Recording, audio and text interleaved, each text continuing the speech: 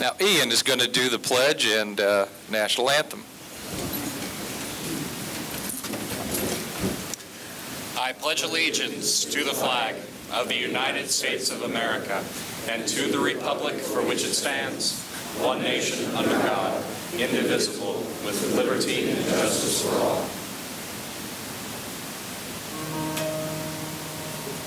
Oh, say, can you see by the dawn's early light what so proudly we hailed at the twilight's last gleaming, whose broad stripes and bright stars through the perilous fight o'er the ramparts we watched were so gallantly streaming, and the rock that our flag was still there.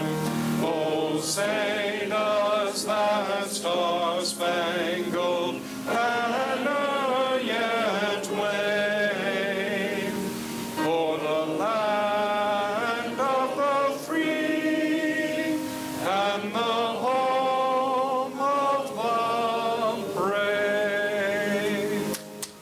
Thank you. Hey, Justin. Thank you, Ian. I would like to recognize our guests. If any of you on my left side, your right side of the room's got a guest, Dustin's got the microphone here. This is Kevin Caldwell, president of Shamrock Asset Management, and my boss.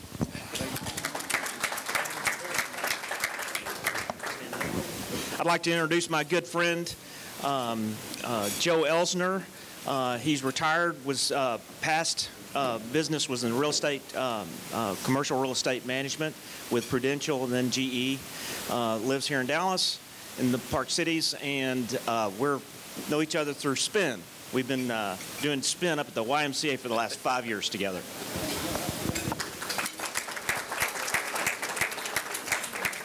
How about in the middle of the room?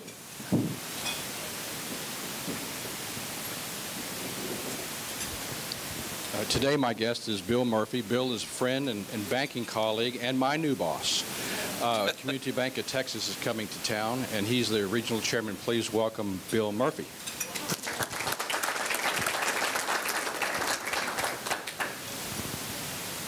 Then how about over here on the right? I've got two guests, two clients of mine, also good friends, John Rollins and Doug Neri of GFF Architects. Well, thank you. We appreciate our guests being here, and remember, bring friends. Everybody in this room joined Rotary because a friend brought them the first time. Oh, did I miss somebody? Oh, I'm sorry.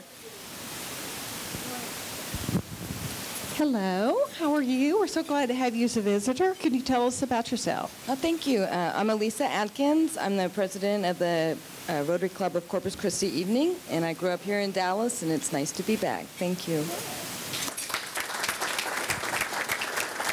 Well, thank you very much for joining us. We're glad to have you. Eric Heidkamp, if you would come up and do the Marketplace Advertiser.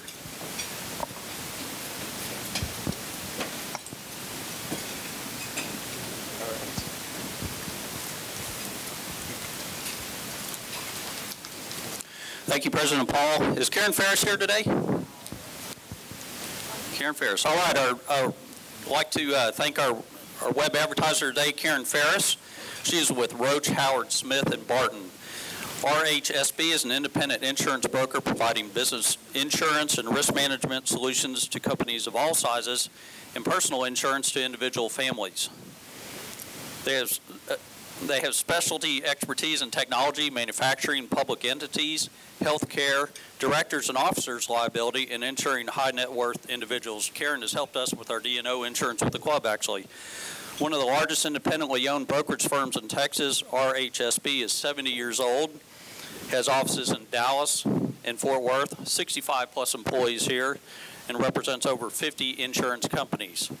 Their unique value proposition is that while they are independently owned, they are also part of Assurix Global, the largest privately held brokerage network in the world, allowing them to provide insurance and risk management to 5,000 plus clients throughout the world. Leroy Howard is a member of our club and is one of the founding fathers, and Karen served as CEO for many years. And her year too for bringing the North Texas Food Bank truck to our community. Let's thank Karen Ferris for her sponsorship.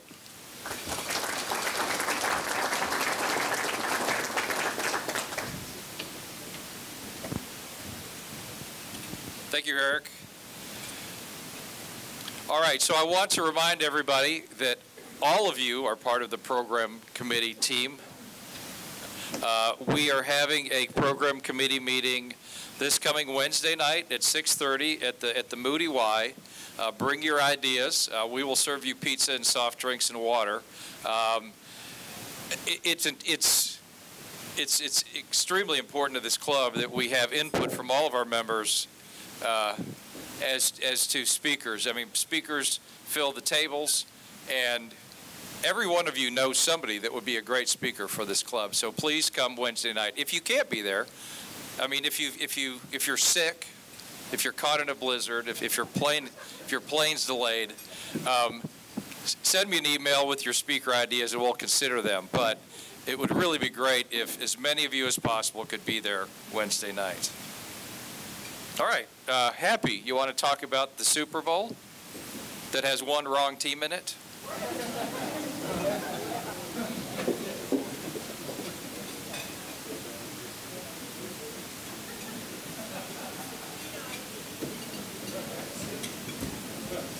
I won't ask you which wrong team is in Super Bowl.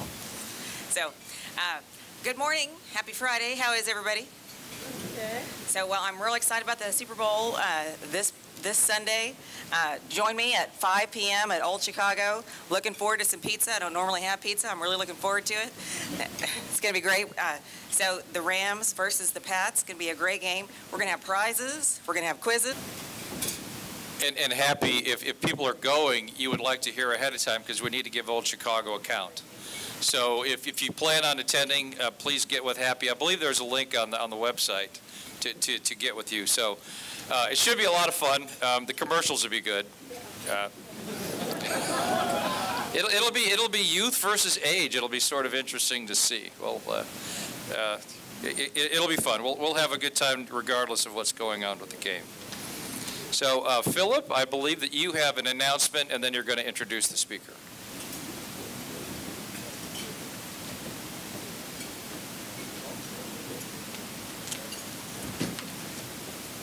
All right, we'll see if we can negotiate this microphone today.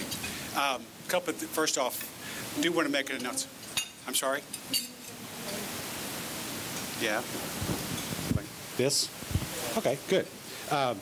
First off, I want to make an announcement that the club won an award from the Freedoms Foundation at Valley Forge. This is the Dallas chapter recommended us for our community contribution with the Park City's 4th of July parade, and especially focused on the fact that we've increased the fundraising aspect of it to fight hunger. So for our older members, you might recall that we won a similar award back in 2005, I believe, with the Child's Play Project. And so it's a really neat affair, and there's a dinner that's going to be on Thursday, George Washington's birthday, and this is actually they honor specifically about American values and patriotism and responsibilities and that sort of thing. It's going to be on George Washington's birthday. The club is going to sponsor a table. We're going to invite some North Texas Food Bank folks to be represented, but there's be some extra spots as well for some members. So please see me if you can make it Thursday, the 21st, in a few weeks, and it should be a nice affair. So that's the announcement part of it. And also, now I have the honor of introducing our speaker, Dr. Matthew Myers. He became Dean of SMU's Cox School of Business in August of 2017. He holds the Tolleson Chair in Business Leadership as well. SMU Cox currently has about 2,000 students, both grad and undergrad, going through the program, and maintains an international alumni network in more than 20 countries. Can I show of hands of everybody or anybody that graduated from the Cox School of Business? That's great. Okay. And now, for anybody that didn't graduate? Okay. Actually, kind of playing off exactly what Paul was talking about, I originally approached Dean Myers after hearing him in a forum, talk about the significant impact that SMU was having in the economic development in the North Texas area, attracting people. I'm looking at Dustin Burns particularly, that are out of the area, come into this area, and then they're staying. I think the ratio is like 75% of SMU grads end up staying in the area if they can. However, then I learned that Dean Myers is a published expert on global marketing and strategy issues, and has written extensively in knowledge sharing and cross-border business relationships, pricing strategies, and comparative marketing systems. With this expertise, he's been hired as a consultant for a number of organizations in many different industries, ranging from insurance, education, pharmaceutical, and market research. So I asked him if he'd consider talking about something that might be even a little bit more topical today, and that's what he's going to talk about today, the cross-border economic relationship of Texas and Mexico. In fact, he oversaw this year's O'Neill Center's annual report on that topic. It's titled Texico, and he's generously provided extra hard copies back in the back that you can pick up on your way out if you'd like one. So let me briefly go through his, or summarize his academic credentials because they're significant and extensive. He came to SMU from Miami University, Ohio, where he was dean of the business school there. He also recently served as visiting faculty at ESSEC, Paris, and the University of St. Andrews in Scotland. Dean Myers also taught at Vienna University of Economics and in many other international locations, ranging from Italy to Uzbekistan to China, Brazil, India, many, many different countries. Dean Myers has been recognized 3 different times for outstanding faculty for MBA programs and received the University of Tennessee's Chancellor's Award for Globalization Initiatives. He is also a member of the Society of Fellows of the Aspen Institute. And Bill, I know what you're thinking, that is not a Colorado ski club.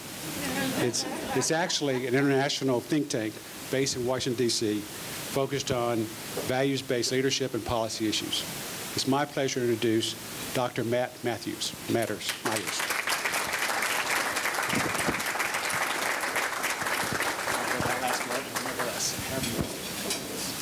Thank you very much, Philip. I greatly appreciate it, and hopefully, which is better? That's better? Good. Okay, we'll try that. It's great to be here, and I actually didn't know there was an upstairs at Maggiano, so I'm learning stuff today. And as a new person in Dallas, relatively new, it's great to actually come in here and see some familiar faces of my friends at GFF. We've got some work to do together. Glad to see you all here, but then we got to get back to campus and get that work done. But it's wonderful. It's wonderful to be here, and I greatly appreciate the time.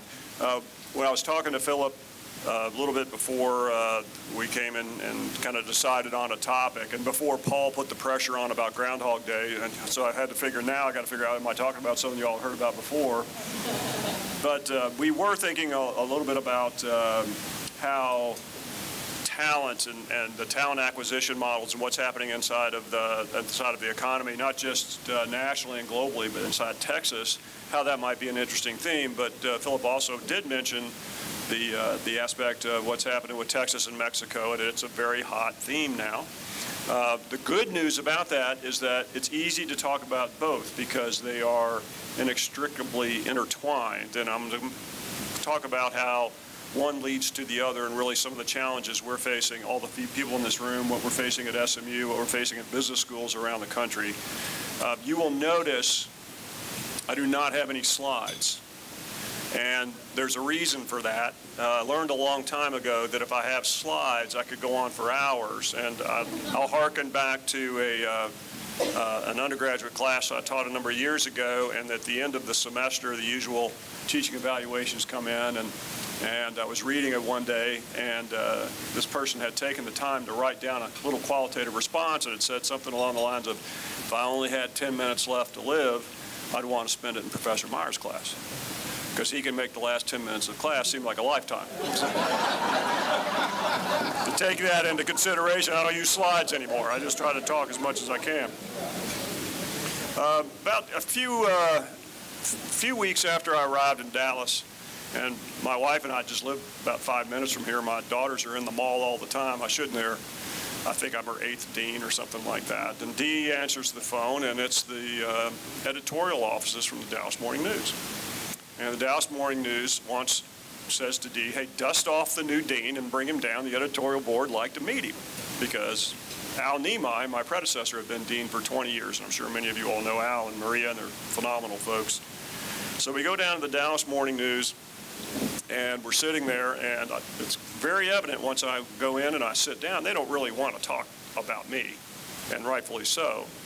What they want to know is, what is SMU and what is the Cox School of Business going to do to make Dallas and Fort Worth more competitive inside the national market space? You might remember that the second headquarters request for proposals for Amazon had just come out about that time. This is in the early fall of 2017. And all the metropolitan areas are scurrying all over the place trying to figure out how we're going to be competitive. And so they asked me a very direct question, what are you going to do? And I answered very honestly. I said, look, I found the coffee machine in my parking place. That's all I know so far. But I can tell you what's happening in other metropolitan areas and how they're competing. And I gave them an example of a town I know pretty well, which is Atlanta. I'm sure many of you all know Atlanta as well. And what Atlanta has done is some very innovative work relative to pulling the equivalent of the Dallas Regional Chamber, Emory University, Georgia Tech University, and several multinational companies such as Invesco, Delta, Coca-Cola, and others together to form an ecosystem that really attracts and retains some of the best talent from around the world to make Atlanta a more competitive space. A lot of things go into that, not just salaries and jobs, but quality of life, infrastructure, and all the rest.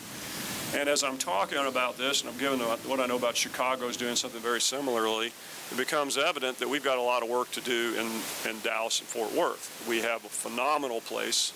We all know that, and talk about that just for a few minutes today. We've got a lot of things going on here well, but I think the theme I'd like to kind of focus on today is how we can do a better job and what we need to do.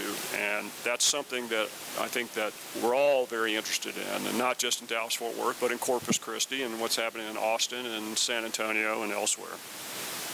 So let me get back to Texas and Mexico.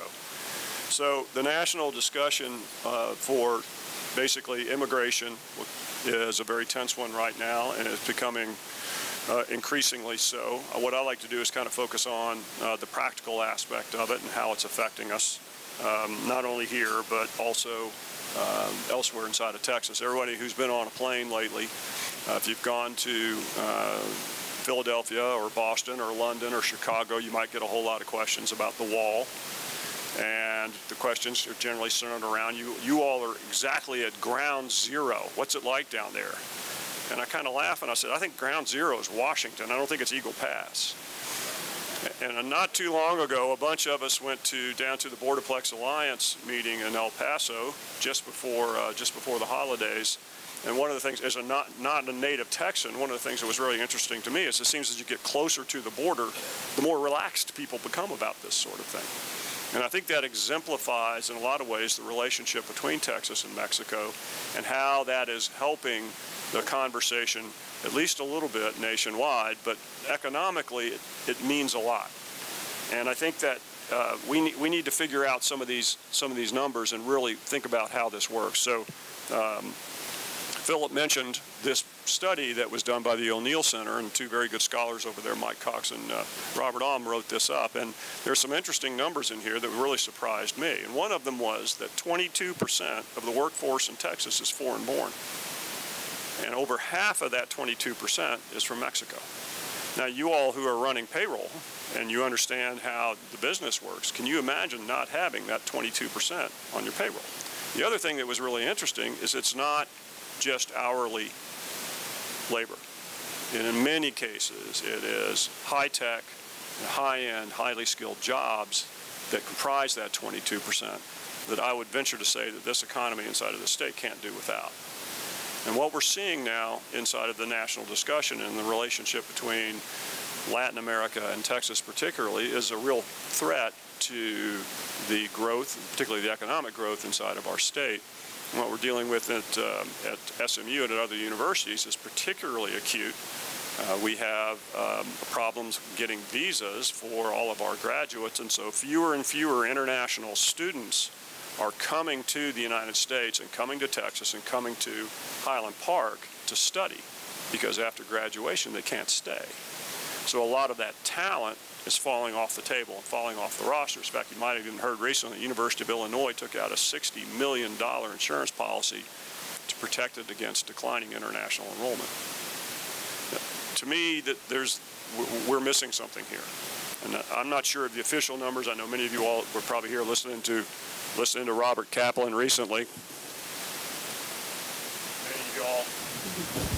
Many of you all were probably listening to Robert Kaplan recently, and I'm not sure exactly what the numbers are, but we are talking about thousands and thousands of unfilled, highly skilled positions in the Dallas-Fort Worth area, and we have to be able to fill those positions if we're going to continue to grow as an economy. So what are we going to do? We have to find a way. Is this the test? Is this how you test all the speakers? I hope I pass. Okay. Okay. We have to find a way to bring those people inside the economy. We have to find a way to bring those people inside the economy in a way that works well for what we want our economy to be. And I think that's one of the key things we're trying to do, is get back to how our universities, our excellent university systems work.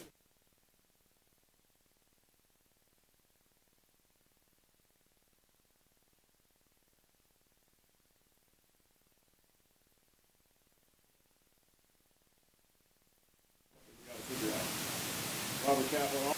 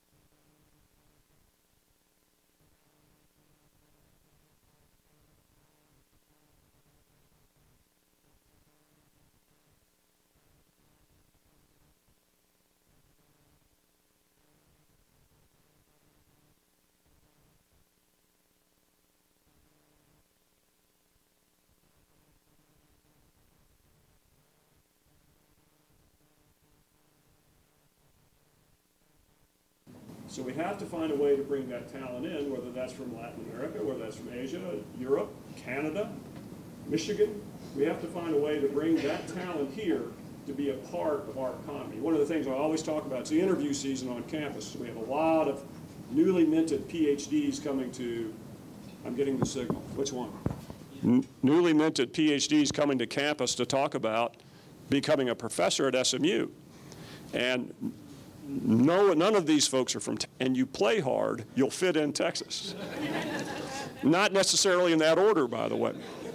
But this is a place that's looking for people to come and engage, and looking for people to come and really be a part of that community. And I think that our history, particularly our history with Mexico, but our history with international contingencies in general, really lends itself to bringing these people in. But we have to find new ways to do it, and we have to find better ways to do it. And I think really partnering with universities, with partnering with the high-tech sectors who are moving here almost on a daily basis to help us get the constant drumbeat out that we need talent, we need those folks coming into our workforce. That's something that we really, all of us, need to do. At Cox, one of the things that we're really focused on is this thing called the Fourth Industrial Revolution. And recently, we have just put out this wonderful magazine. I'm sure you all read it every time it comes across your board, or you see it in your doctor's offices. It's because oh, by the way, we also saw it in the jury room recently. I'm not sure that's good, but that's where we found it. It's called Cox Today. And one of the things we just put out recently is this topic of this fourth industrial revolution, which is a term that's utilized by the World Economic Forum in Davos. And the fourth industrial revolution really describes well where the economies who are going to benefit from the productivity I've been speaking of, where those economies are investing. And it is in technology-based sectors. It is in digitally based markets.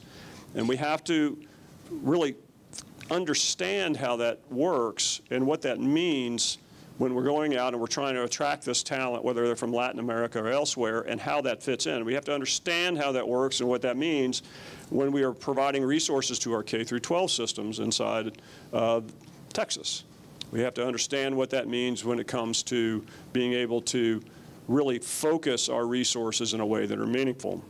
Let me give you an example of what the fourth industrial revolution is. So back in my day, I was born in 1960. I'm a child of the 70s. I'm proud of that. I don't know why, but I'm a proud member of the 70s generation. Somebody asked me the other day, said, what does that really mean? I said, they were very dangerous times. And they said, why? Because of the drugs and the social strife? I said, no, because of the music. We had Stairway to Heaven, and we had Hotel California, but we also had the Bee Gees and Donna Summer. It was good and evil battling for us every day. But one of the things about that in the 70s is that we did not go through technological change almost on an annual basis. Well, today we do. If you take a look at what the fourth industrial revolution is telling us, is that the technological capabilities of the average workforce member now will be completely antiquated in 5 years. Think about that in the freshman class at SMU or at UT Austin. A senior graduating in May is already one generation behind technologically than that freshman coming in August. What the World Economic Forum will also tell us in this fourth industrial revolution is that the world will lose 75 million jobs to automation and technology by 2025. The good news is they're also expecting 133 million new jobs to come in by 2025. So it's a net gain. The problem is we don't know what those jobs are going to be. We have no clue what the jobs are going to look like from the standpoint of technology and innovation in 2025. How do you train for them? That's the question. So what do? How do you build a future-proof curriculum in your K through 12 systems or at your universities that are going to deal with that? That's what we're dealing with every day. So going back to the types of folks and the talent that we want to bring in, we're in a real crux right now because the types of programs that you have at your public universities and your private universities and the individuals both from the United States and from overseas and from Mexico and elsewhere who could go into those programs and become effective members of our economy and stay here, we're turning them away. We're saying we're going to educate you, but then you've got to go home. Or you can only work here a year and then you've got to go back. It's counterproductive. It's one of those things we're very, very, very concerned about. Philip mentioned a number we're very proud of at the Cox School. 70% of our undergrads at Cox come from outside the state of Texas. We'd like to keep more Texans, and we'd like to keep more Highland Park kids, but they don't want to go next door to college. They want to go down the road. Maybe you all could help us out with that, by the way. But 70% of our kids come from outside the state of Texas. 75% of our graduates stay inside the state of Texas. So all those great kids from California and Connecticut and Atlanta, Great Britain, China, we're attracting that talent. But a lot of those kids from overseas and a lot of those kids from Mexico, a lot of those kids from Buenos Aires, they can't stay. And that's one of the things that's really detrimentally affecting us. And then how do we build the types of programs to where they're not antiquated as soon as they graduate? This is a very, very interesting dilemma that universities are dealing with. You might have seen in the paper recently, there was a very nice gift from Linda and Mitch Hart to put together a technology, innovation, and entrepreneurship institute that combine the forces of the Lyell School of Engineering and the Cox School of Business in a way that really helps us address this issue of putting out graduates who are technologically capable and understand the digital marketplace in a way that in the past universities have not been doing. But that's a small step in the right direction, we think, but we do have to be thinking about how that's going to look down in the future. So tech is moving very fast. We don't have enough folks inside of our workforce. The country is at full employment. I don't know if you all saw the job numbers this morning, but they are absolutely going in the right direction. We've got all the things working for us, but we look in the mirror and we say, but we're not doing our best to ensure long-term success 5 years, 10 years, or 15 years out. And to be able to do that, we have to have policy changes that allow our economic drivers to thrive. And hopefully we're going to be able to do that in not too distant future. But there are three things that I think to take away, three things that worry us that we have to do a better job of as communities and as leaders inside of those communities and businesses and places of higher education. Without question, and I know it's an old saw, but in the United States, if we cannot fix our K through 12 system, we will never, ever, ever climb out of this hole. We have to fix it. We have to find ways to make the graduates from our independent school districts more competitive inside the marketplace, because what we're seeing is a dramatic increase in the wealth distribution between the haves and have-nots in this country. It's going in the wrong direction. Too many people cannot take the opportunities necessary to really benefit from those technologically driven and digitally driven market spaces, and they're being left behind. That's not a political statement, it's just the facts. We have to close the gap, and we have to give more opportunities to those that are coming out of high school. We also have to invest in those industries that are economically robust, not economically distressed. Many of the industries that we are accustomed to being a part of, particularly low and mid-tech manufacturing, we have to start looking in a new direction, because the productivity that I was talking about earlier simply is not accessible with the industries, many of the industries that we've been investing in, and we need to be investing in the ones that are digitally driven in the future. And then, of course, those policies that create the opportunities for those that have been left out, or the ones that are coming here to work but can't find work because they can't stay because of the visa issues. These are things that we have to work on as well. Overall, the news, I think, is really good. I think that as members of this state and particularly of this city, the news is great. The bad news is that's not the case all across the country. As Philip mentioned, public university inside the constellation of the Ohio set, 13 four-year universities from Ohio State to Miami to many others. The Midwest is not benefiting and enjoying the type of economic growth and cultural welcoming that we have here in Texas. And so the idea of what's happening on a global basis is fine, but we also have to be thinking about a domestic basis and how Texas plays a part of that, how our growth can help benefit other places. And I think that's part of the wisdom behind understanding the importance of investment inside of industrial sectors that really matter. I also think that as we benefit from some of the policy mistakes that other areas are making, my first comes to mind is California. As a non-Texan, I can't believe how many California firms are moving here one after another, but it's not a business-friendly environment, and a business-friendly environment will make or break a state and make or break the coffers of the state and the higher education system of that state as well. How do we work better with other states to ensure that not only are we benefiting from what's happening, but also the other states as well, because we are interlinked and we are interlocked, and this is something that I think we have to do. What I'd like to do there is just stop and answer any questions that you all have, assuming that you all might have one or two, and I'll see if I can answer them as well as I can. Yes, sir. Can you speak to the EB-5 and immigrant investor program? How that's I cannot. You're asking the easiest questions because I don't know the answer to that whatsoever. Okay, sorry about that. Yeah.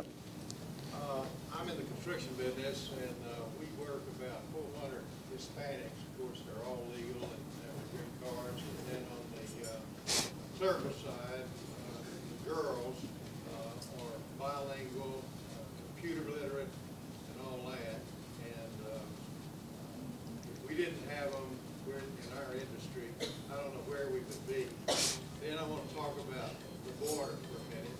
And what I understand, if you're a Hispanic or a Mexican, you can cross the border for free. If you and I cross the border, it's $25. And so if we bring through the border, I think on pretty much a daily basis, over 2 million people. And if that's the case, and the U.S. is not charging those individuals that come across the border each day, I think it has some bearing on the wall situation down there. Yeah, one of the things that we're also noticing is it's very difficult. All of this and the constant changes in policy make it very difficult to forecast. So the forecast, for those of you all who are supply chain folks, you all know that right now it's probably one of the most difficult times to forecast the movement of goods and people in any recent memory. Because trade policy and what's happening relative to the movement of those products, those goods, and even those intangible services, every week is different. And one of the things that we are worried about, not only from the standpoint of labor coming in or labor moving anywhere across borders, but what's that going to do to the consumer price index? So the inflation rate can go up because all of those supply chain costs from our inability to forecast are going to get passed on to us in the supermarkets and on the retail shelf. The more stability we have in our trade policy, often the better it is for consumer prices. And if the consumer prices can remain stable, everyone seems to be happy about it. And it keeps us from having a whole lot of volatility inside of our market space. But the same is true on labor. Who can get across, who can't get across, who can move, who can't move, how long they can stay. Seems like every 30 days it changes, and it makes very, very difficult human resource decisions nationwide. It's a great point. Yes, sir. Okay, the new president of Mexico has recognized the Venezuelan government that Maduro was at his inauguration. So he is turning a little leftward. Now, how's that going to affect Texas with their kinds of summary, please? Yeah, would you repeat? So the President of Mexico has recognized the election, the successful election of President Maduro in Venezuela, and I believe it was the President of Mexico, I believe it was the President of Bolivia, I believe the Russians sent a delegation, the Chinese sent a delegation, the Cubans sent a delegation, but it was very few. I think one of the things that was most reassuring to me was that the Lima 11, which are the 11 Latin American governments that really work to monitor what's happening in Venezuela, did not recognize the election. And that, to me, says a lot, because generally, the Lima 11, the countries that are there, stick very closely with Venezuela and have historically. So what's that going to do to the Texas economy? To Mexico. Oh, to the Mexican economy. That's a great question. I think the first thing we're seeing is what's going to happen with the new oil embargoes and how that's going to push what's going to happen with Pemex inside of Mexico because of the shift in the price of oil. And I think we're still waiting for that shock, if we see one, to shake out over the next couple of weeks. The recognition of Mexico as a valid state from the standpoint of economically, I think that the policies will say more than whether or not the recognition of what happened in Caracas, what that really means. So how the policies shake out the next 6 months, we're going to have to wait and see and be a little bit patient to see what he does with that. Does he walk the walk, or is he not walking the walk on the left side? Yes, sir. India, which to a large extent is still a third world country, has yet developed centers of high-tech excellence. What are the factors that contributed to that? Talent. So India, which is still considered by many to be a developing economy, and if you've been there, you know there's talk about discrepancy between the haves and have-nots. But India has been the center of really world-class systems and world-class thinking and world-class technological innovation. And how has that happened? And the answer is what we've been talking about since we broke for lunch, is the talent. The engineering and mathematical capabilities and technological capabilities inside of the Indian workforce are unmatchable. The Chinese don't match them, the Germans don't match them, the Russians certainly don't match them, and the Americans certainly don't match them. If you want talent in the tech industry, you want to be in India, or you want to recruit from India. And so many of the multinational companies, either independently or as conglomerates, have gone to India for their R&D function to understand better how that works. And there's also a little bit of out of sight, out of mind if we're doing this in India. Yeah, yes? But they still had to have a certain infrastructure for those people to develop. Right. The infrastructure is in the higher education infrastructure.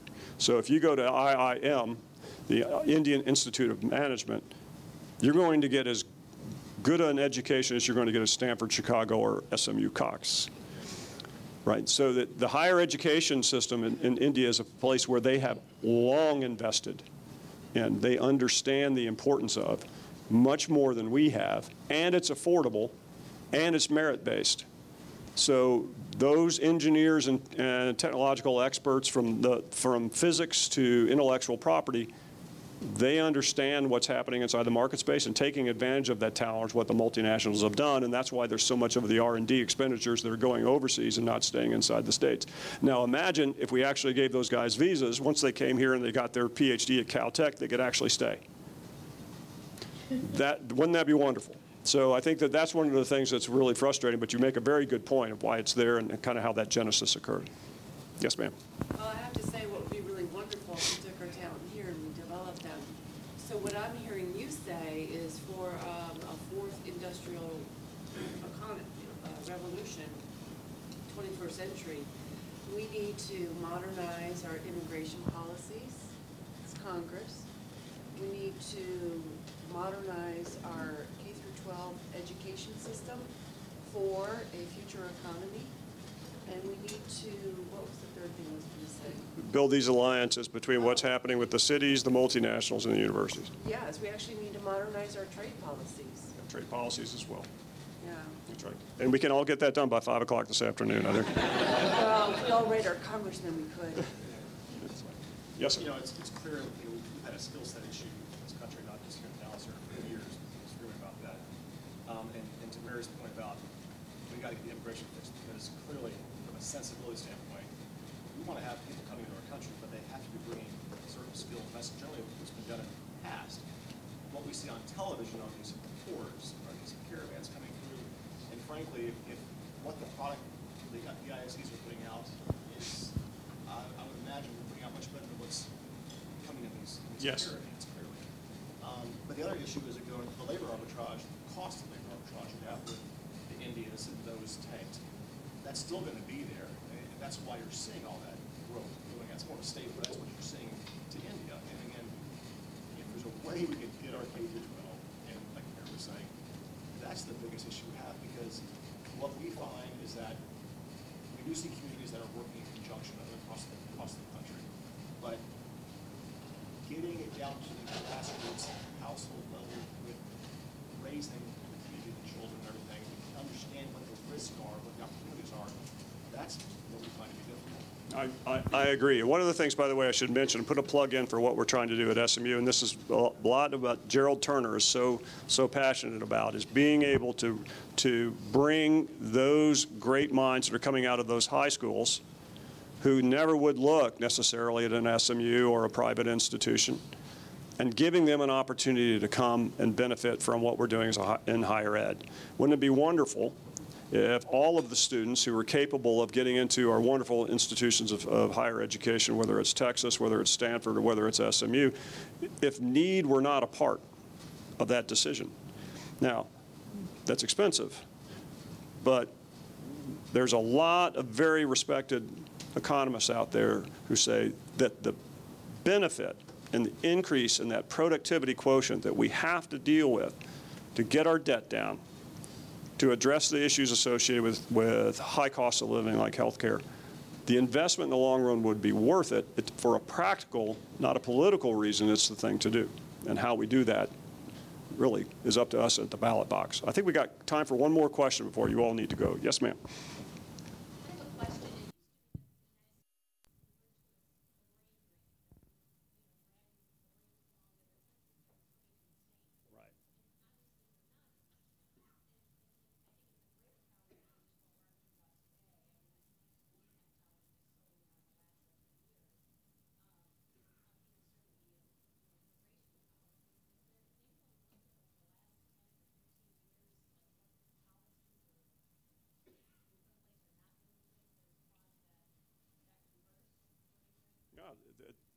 We look at it every day, and it's a multi-pronged approach. And I will go.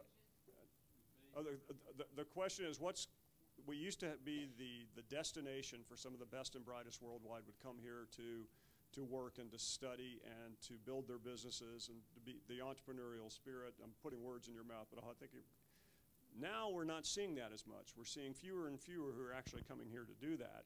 And other economies are benefiting from it, and other nations and societies are benefiting from it. And I think a lot of it, to get back to it, is you could point the finger to a large degree at our inability to come up with an image where we don't give people a chance, who aren't going to contribute in a large monetary fashion, but we have to be thinking about how the two are meshed. And when's the last time you ever saw a news report or read a Wall Street Journal article where they mentioned economic policy and immigration policy in the same time?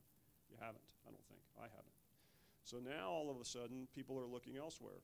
When I got here in July of 2017, since then we've made 3 trips to Mexico, to go down to Mexico City and to Monterrey, to recruit students, to recruit companies to hire our students, to recruit companies to take our students on internships.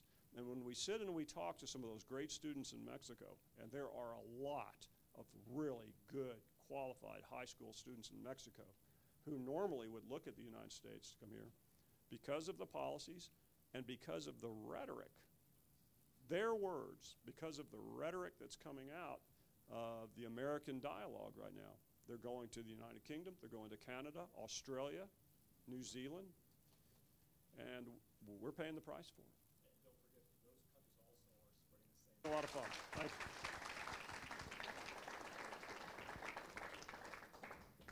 Dr. Myers, thank you very much for being here. You gave us a lot to think about.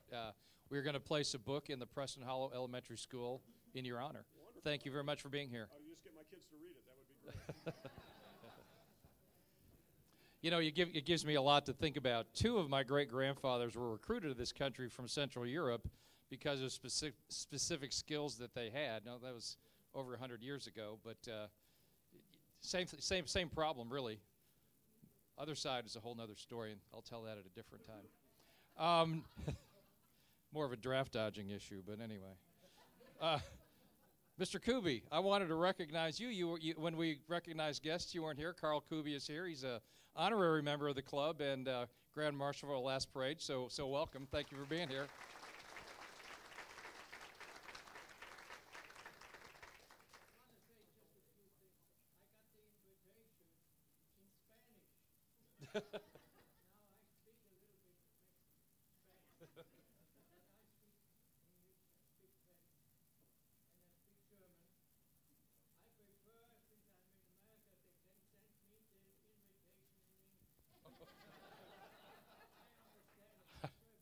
I don't know how that happened, but we'll look into it.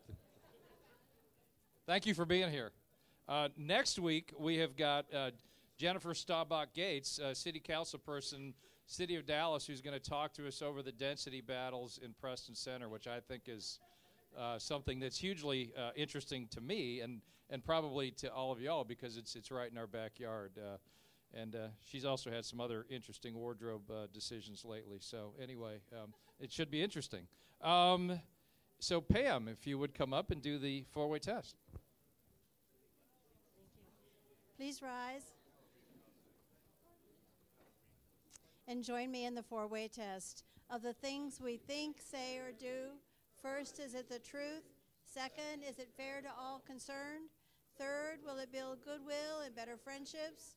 forth will be beneficial to all concerned.